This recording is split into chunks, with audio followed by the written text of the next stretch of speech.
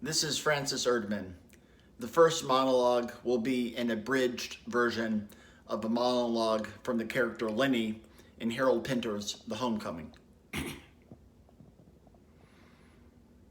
I am very sensitive to atmosphere, but I tend to get desensitized, if you know what I mean, when people make unreasonable demands on me.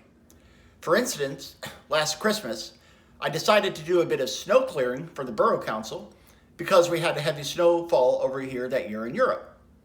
Well, that morning, while I was having my mid-morning cup of tea in a neighboring cafe, the shovel standing by my chair, an old lady approached me and asked me if I would give her a hand with her iron mangle.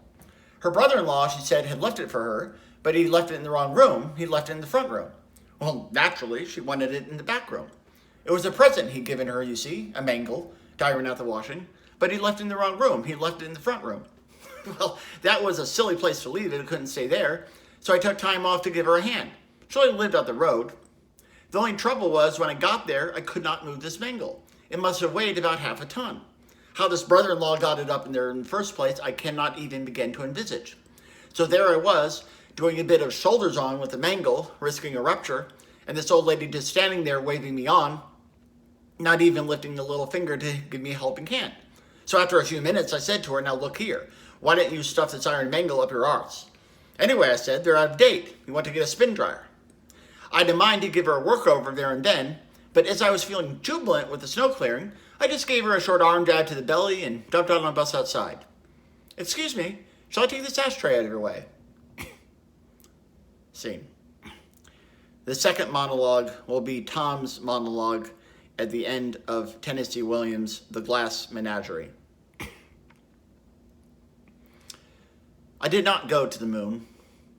I went much further. For time is the longest distance between two places. Not long after that, I was fired for writing a poem on the lid of a shoebox. I left St. Louis. I descended the steps of the fire escape for a last time and followed, from then on, after my father's footsteps, attempting to find in motion what was lost in space. I traveled around a great deal. The cities swept about me like dead leaves, leaves that were brightly colored but torn away from their branches. I would have stopped, but I was pursued by something. It always came upon me unawares, taking me altogether by surprise. Perhaps it was a familiar bit of music. Perhaps it was only a piece of transparent glass. Perhaps I'm walking along the street at night in some strange city before I have found companions. I pass the lighted window of a shop where perfume is sold. The window is filled with pieces of colored glass, tiny transparent bottles in delicate colors like bits of a shattered rainbow. Then all at once my sister touches my shoulder. I turn around and I look into her eyes. "Oh, Laura, Laura, I tried to leave you behind me, but I am more faithful than I intended to be.